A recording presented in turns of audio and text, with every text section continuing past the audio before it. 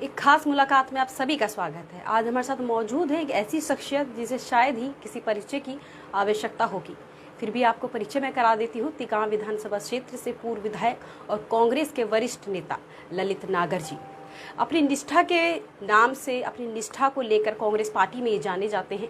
अपने नेता में किस तरह का इनका प्रेम है ये आपके और हमसे किसी की निगाह से बचा नहीं है। तो यही कारण है कि सांसद का टिकट मिल जाने के बाद, वापस हो जाने के बाद भी अपनी पार्टी में और अपने नेता में इन्होंने अपनी निष्ठा को कभी कम नहीं होने दिया।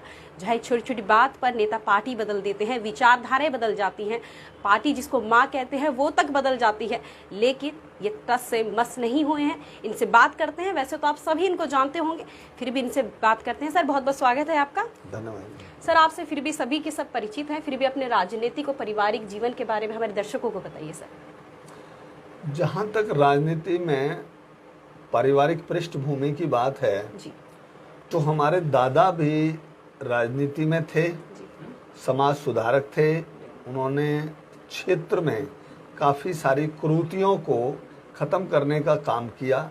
दादा गेल्हाराम जी, बुगदीराम जी हमारे दादा थे, जो क्षेत्र में नामी आदमी थे, मुंशी भी थे, कोर्ट में एडवोकेट के, और दादा हमारे फ्रीडम फाइटर भी रहे। इसके बाद पारिवारिक पृष्ठभूमि में आगे बढ़ाते हुए मेरे ताऊ जी श्री गजराज बहादुर नागर सन 1962 में जब ये दिल्ली यूनिवर्सिटी के चुनाव चालू हुए थे तो पहले वो अध्यक्ष चुने गए थे दिल्ली यूनिवर्सिटी के स्टूडेंट्स यूनियन के। फिर उसके बाद में वो सीनियर एडवोकेट थे और 1977 में वो विधायक बने। जब ये मेवला महाराजपुर एक क्षेत्र था, 1977 में विधायक बनने के बाद वो फूड एंड सप्लाई और हेल्थ मिनिस्टर रहे। ताऊ जी ने कई इलेक्शन लड़े, श्री गजराज बहादुर नागर जी ने, और एमएलए और मिनिस्टर भी रहे। फिर उसके बाद में उसी बात को आगे बढ़ाते हुए क्षेत्र में मैंने अपने प्रयास जारी रखे और मैंने अपना 2009 में मुझे कांग्रेस पार्टी ने मेरे ऊपर विश्वास जताया, मुझे टिकट दिया और मैं मात्र 800 वोटों से हार गया था कृष्णपाल गुर्जर जी के सामने। फिर मैंने दोबारा मेहनत की, कांग्रेस पार्टी ने मेरे पे दोबारा विश्वास जताया 2014 में, और मैं विधायक अपने क्षेत्र से, भारतीय जनता पार्टी की उस समय लहर थी और मैं उस समय जीत गया। तीसरी बार फिर कांग्रेस पार्टी ने, जैसा अभी आपने कहा था, मैं सुन रहा था कि मुझे लोकसभा का टिकट दिया। 10 दिन मेरे पास टिकट रहा, मैंने अपने क्षेत्र को पूरे को कवर कर लिया। 9 विधानसभा हैं हमारे लोकसभा क्षेत्र में, 9 की 9 विधानसभाओं में मैंने अपने ऑफिस खोल दिए, अपने कार्यकर्ता बिठा दिए, हम सब का सब कार्यक्रम चालू हो गया था। एंड टाइम पे जिस दिन नॉमिनेशन का दिन था, 10 दिन बाद कोई कारण रहा होगा, हाई कमान के ऊपर कोई प्रेशर रहा होगा, मेरी टिकट बदल कर किसी और को दे दी। और हाई कमान ने कहा कि ललित नागर तो हमारे आदमी हैं, उनको समझा लेंगे, लेकिन इनको हमने पार्टी ज्वाइन कराई है, किसी ने उनको जुबान दे दी थी कि भाई आपको चुनाव टिकट देंगे, इसलिए उनको टिकट दे दिया। क्षेत्र में इस बात से नाराजगी हुई। क्षेत्र की नाराजगी के कारण, मेरा टिकट कटने के बाद किसी और को देने के कारण क्षेत्र इतना नाराज हुआ कि उसका हमें उस लोकसभा में कांग्रेस के कैंडिडेट को खामियाजा भुगतना पड़ा और 6,40,000 से हमारा कैंडिडेट, जो पूरे भारतवर्ष में दूसरे नंबर पे थे हारने में, हारे। उसी बात का सर फिर 19 में मैंने विधानसभा का चुनाव लड़ा,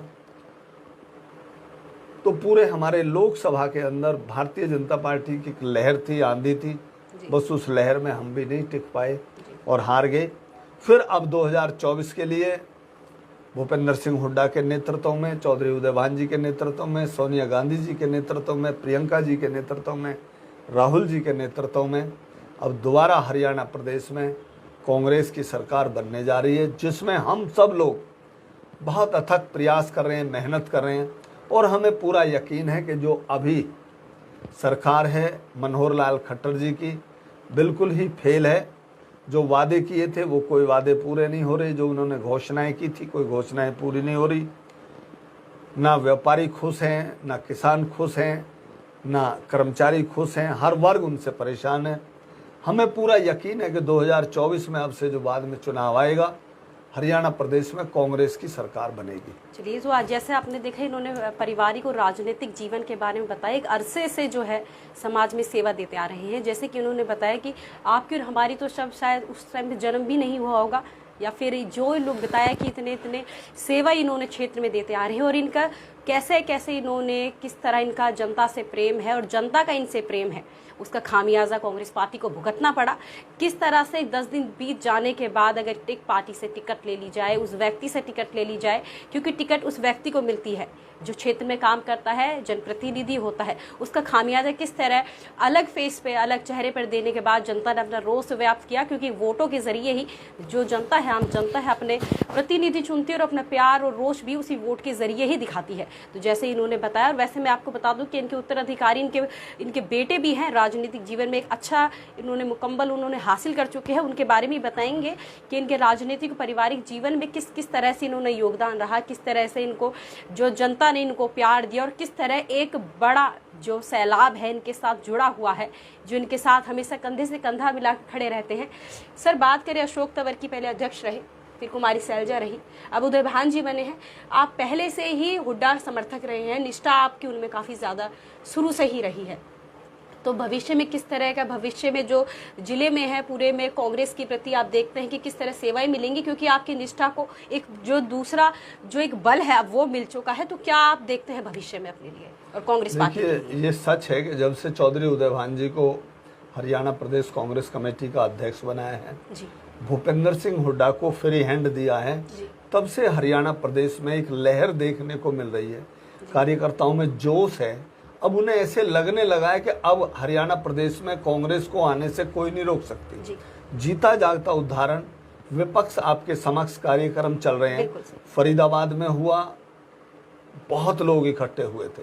उसके बाद फतेहाबाद, सिरसा में हुआ, मैं कहता हूँ अथाह भीड़ थी। और एक रोज जब चार्ज लेने जा रहे थे उदय भान जी और हुड्डा साहब, तो जहाँ 4 घंटे का रास्ता था वो 12 घंटे में सफर पूरा हुआ। सड़कों पर लोग खड़े थे, यूं समझो कि दिल्ली से और चंडीगढ़ तक लाखों आदमी खड़े थे लाइन लगा के स्वागत के लिए। तो उस जोश से एहसास होता है, पता लगता है कि वे आने वाला समय कांग्रेस का होगा और हमारे नेता भूपेंद्र सिंह हुड्डा का होगा। चलिए, बहुत अच्छी बात इन्होंने कही। अभी हाल ही में विपक्ष आपके समक्ष जो रैली रही, वो किस प्रकार उसमें जन सैलाब कांग्रेस पार्टी के समर्थकों को दिया गया, कांग्रेस पार्टी को दिया गया। ललित नागर जी के तमाम चाहने वाले भी उस भीड़ में कहीं ना कहीं ललित नागर जी के जयकारे भी जो है आपने सुने होंगे कि किस तरह इनके चाहने वाले, जैसे कि इन्होंने बताया कि इनका सांसद का टिकट वापस लेने के बाद काफ़ी खामियाजा कांग्रेस पार्टी को भुगतना पड़ा, क्योंकि इनके साथ काफ़ी लोगों का जो विश्वास है वो चलता है। विधायक ये रहे और अब भी ये लोगों के बीच में बैठने से जो है अक्सर दिखाई देते हैं। सुबह भी जनता दरबार अक्सर अपने ऑफिस में लगाते हैं, अपने घर में लगाते हैं, और अभी भी जो समस्याओं के निदान है ये करते नजर आते हैं। कहीं तो कहीं कि पार्टी होने ना होने से रिश्तों पे प्रभाव नहीं पड़ता, अभी लोगों की समस्याओं को हल करते हैं और उनका निदान भी ये देखते हैं और मजबूती तौर पर एक करते भी हैं। विपक्ष आपके समक्ष रैली ने किस तरह कांग्रेस पार्टी की मजबूती को दिखाया, क्योंकि अब एक संगठन में होने से कहीं ना कहीं कांग्रेस पार्टी का जो रास्ता है वो भी साफ हो गया है, क्योंकि एक मार्गदर्शन पर, एक विचारधारा पर चलना है। शुरू से ही आप हुड्डा समर्थक रहे, लोगों का आपके साथ पूर्ण रूप से प्यार भी रहा। तो सर, आपको कैसा लगा, क्योंकि जो परिवार है आपका शुरू से ही सेवा में रहता आया है, तो कहीं आप मन में क्या लगता है कि परिवार के लिए, किसके लिए, क्योंकि उत्तराधिकारी भी अब आपके इसमें आ चुके हैं, तो क्या सोच रखते हैं सर इसके लिए? देखिए, ये तो पारिवारिक हमारी पृष्ठभूमि ऐसी रही है कि जो लोगों की सेवा करते हैं। राजनीति में चुनाव लड़ना तो एक माध्यम है, नहीं तो सेवा करना है। मेरे दूसरे भाई महेश नागर, राजू नागर, मनोज नागर हैं, वो चुनाव नहीं लड़ते, लेकिन मेरे से ज़्यादा लोगों की सेवा करते हैं। उसी बात को आगे बढ़ाते हुए हमारे बेटे भी आगे आने लगे हैं, अपना काम धंधा भी करते हैं, साथ साथ सेवा भी करते हैं। अगर हमारा परिवार, मेरी मदर भी ऐसी थी, मेरे फादर भी ऐसे थे, मेरी मदर ने भी जिला परिषद का चुनाव लड़ा था, वो भी ऐसे रहें कि चाहे किसी पद पर रहें या ना रहें, क्षेत्र के लोग हमसे कुछ चाहते हैं और वो सेवाएं हम करते रहते हैं, ये तो निश्चित है। और राजनीति में चाहे किसी मुकाम पे पहुंचे या ना पहुंचे, लेकिन लोगों की बातों को, लोगों की समस्याओं को हम हमेशा उठाते रहेंगे। जी, नागर जी, अक्सर ये देखा जाता है कि माता पिता तो राजनीतिक में रहते हैं, पर उसी विचारधारा में बच्चों को ढालना बहुत मुश्किल हो जाता है, क्योंकि युवा पीढ़ी रहती है। अगर राजनीतिक गुरु की आपकी बात करें तो सर किसके मार्गदर्शन पे रहे आप? मैं तो जहां तक मेरे ताऊ जी गजराज बहादुर नागर जो एमएलए मिनिस्टर रहे, मेरे तो गुरु भी वो समझो, और उनके मार्गदर्शन पे मैं चला और आज कामयाब भी हो गया। अब जहां तक अगले वाले बच्चों की बात है, तो 2-3 बच्चे आज हमारा बहुत राजनीति में इंटरेस्ट लेते हैं जी। हमें बगैर बताए भी वो क्षेत्र में घूमते रहते हैं जी। कई पदों पे वो चुनाव लड़ चुके हैं। जैसे बेटा है अभिलाष नागर, वो यूथ कांग्रेस का फरीदाबाद का ग्रामीण का अध्यक्ष है। दूसरा एक और हमारा भतीजा है, वो दिल्ली में स्टूडेंट्स यूनियन में चुनाव लड़ा। तो हमारे बच्चे धीरे धीरे आगे आते जा रहे हैं और वो भी लोगों की सेवा करेंगे जी। तो जैसे कि आपने देखा ललित नागर जी ने बात बताई, तो मैं आपको बता दूं वो पल जब सांसद का टिकट इन्हें मिला, जश्न इनके पूरे जो जिले में देखने को मिला, जिस तरह इन्होंने अपने अपने पदाधिकारियों उस ऑफिस में बिठा दिए, जिम्मेदारियां नियुक्त कर दी गई, वो पल। क्योंकि आपको बता दूं कि एक बड़ी टिकट मिल जाने के बाद, एक टिकट को वापस लेने के बाद किस तरह जनता ने आक्रोश जताया कांग्रेस पार्टी के प्रति, किस तरह अपने वोटों को वापस लिया, उस पल के लिए बताते हैं, क्योंकि ये तीखा प्रश्न है और कहीं ना कहीं वो चीज़ दबा दी गई। इस चीज़ को खुल के बताएंगे। सर, सांसद का टिकट आपको मिला, 10 दिन बाद खूब जश्न मने, पदाधिकारी नियुक्त कर दिए गए, ऑफिस बनाकर उसमें बिठा दिए गए। 10 दिन के बाद जश्न मनाने के बाद, हर जिम्मेदारी सौंप जाने के बाद अगर टिकट वापस लेती जाती है, तो काफ़ी नेताओं को ये लगता है कि ये पार्टी हमारे विचारधारा के अनुसार नहीं है, ये पार्टी हमारी सोच के अनुसार नहीं है। इतना टिकट वापस मिल जाने के बाद पार्टियां बदल जाती हैं सर, पार्टियां बदल जाती हैं। वो ऐसा तो सर था, कभी आपको लगा नहीं कि वो ऐसा एक दौर आया था, मुझे भी बहुत हद तक पता है कि हमारे नेताओं के ऊपर कोई मेंटली ऐसा प्रेशर था कि किसी को जुबान करके ले लिया था। वो भारतीय जनता पार्टी में थे, भाई आप आ जाओ, हम आपको टिकट देंगे। किसी नेता ने जुबान कर ली थी तो वो बात उन्होंने निभाई जी। और रही बात एक भी पार्टी बदलने की या उसकी, तो हमारे मन में तो कभी कुछ आ ही नहीं सकता ऐसा जी। हम तो, हमारे परिवार, हमारा खानदान 2-3 पीढ़ी से कांग्रेस में ही है और कांग्रेस में ही रहेंगे जी। एक टिकट क्या, वो 2-2 भी काट दें तब भी अपनी सेहत पर कोई फर्क नहीं पड़ता। लोगों की सेवा करनी है तो सेवा करते रहेंगे। बिल्कुल। कांग्रेस पार्टी से पूर्णतः निष्ठा आपकी जो है जुड़ी हुई है? पूरी तरह से जुड़े हुए हैं, कांग्रेस के साथ ही रहेंगे। सर, आपने जिले में अभी देखा होगा कि पार्टी बदलने का जो हवा है बहुत तेजी से चल रही है। अगर पार्षद पटकर टिकट की वापस ले जाती हैं तो लोग पार्टियां बदल लेते हैं, नेता बदल लेते हैं। तो सोच के लिए आप और नेताओं को भी क्या इस चीज के लिए मैसेज देना चाहिए? क्योंकि पार्टी तो माता होती है। आदमी को किसी छोटी छोटी बातों पर पार्टियां नहीं बदलनी चाहिए। जो एक बार पार्टियां बदलने लगते हैं वो फिर कहीं के नहीं रहते जी। जो एक्सपेक्टेशंस हमारी पहली पार्टी में वो पूरी नहीं हुई, फिर दूसरी ने भी नहीं की तो वो भी पूरी नहीं हुई, फिर तीसरी बदलेंगे। आदमी फिर वो जो है ना बेपेंदी का लोटा हो जाता है और वो कहीं का नहीं रहता। मैंने बहुत लोग देखे हैं इस तरह के। तो पार्टी जल्दी से नहीं बदलनी चाहिए और फिर अपने अंतर आत्मा की क्या विचारधारा है उस पर भी निर्भर करता है। हम तो जो कांग्रेस की विचारधारा है वही विचारधारा हमारे दिल में है, तो हम तो उस विचारधारा को आगे लेके चलने का काम कर रहे हैं। तो आपने देखा ललित नागर जी ने बात बताई, इनके उत्तराधिकारी आपके साथ साथ सर वो भी राजनीति में कदम रख चुके हैं और जो शहरी ग्रामीण क्षेत्र है उसके जिला अध्यक्ष वो हैं अभिलाष नागर जी। सर, अब युवाओं की पारी में क्या देखते हैं भविष्य में, क्योंकि आपके अनुरूप ही आपके संगठन हो चुका है, हुड्डा समर्थक हैं आप, एक गुट में हो चुके हैं और बेटी के ऊपर भी काफी जिम्मेदारी और युवाओं के ऊपर तो भारत जो हमारा देश है काफी जो रीढ़ की हड्डी है वो कहा जाता है। ये अच्छी बात है। अभी उदयपुर के अंदर चिंतन शिविर में जो बात कही गई है कि 50 की उम्र के पहले 50% होने चाहिए, मैं सहमत हूँ इस बात से। और अगर ये लागू करते हैं तो ये हमें खुशी की बात होगी। जो एक नौजवान भागदौड़ कर सकता है, जो एक नौजवान मेहनत कर सकता है, जो एक पढ़ा लिखा नौजवान की सोच हो सकती है देश को आगे बढ़ाने में, विकास कार्य करवाने में, वो मैं ये समझ कह सकता हूँ कि वो बुजुर्ग नहीं कर सकते। तो बुजुर्गों का हमें आशीर्वाद जरूर मिलता रहे, सीख मिलती रहे, लेकिन काम जो नौजवान कर सकता है वो ज़्यादा हो सकता है। तो जो हमारे पार्टी के हाईकमान ने ये फैसला लिया है मैं उसका स्वागत करता हूँ और ऐसा होना चाहिए, अच्छा है। जब गवर्नमेंट ने भी एक 60 वर्ष रिटायरमेंट की कर रखी है, 58 वर्ष कर रखी है, तो राजनीति में भी एक रिटायरमेंट की एज जरूर होनी चाहिए, चाहे वो 70 वर्ष रख दें, 75 वर्ष रख दें।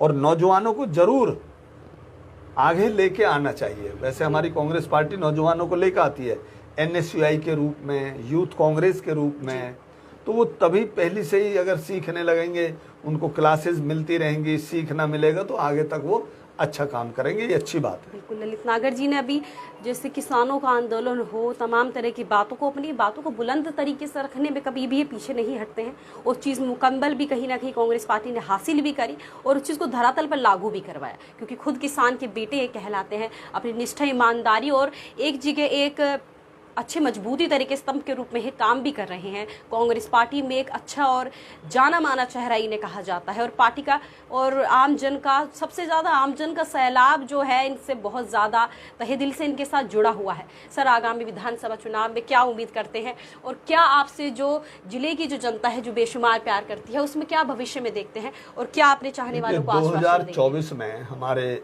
लोकसभा के भी चुनाव हैं और विधानसभा के भी चुनाव हैं।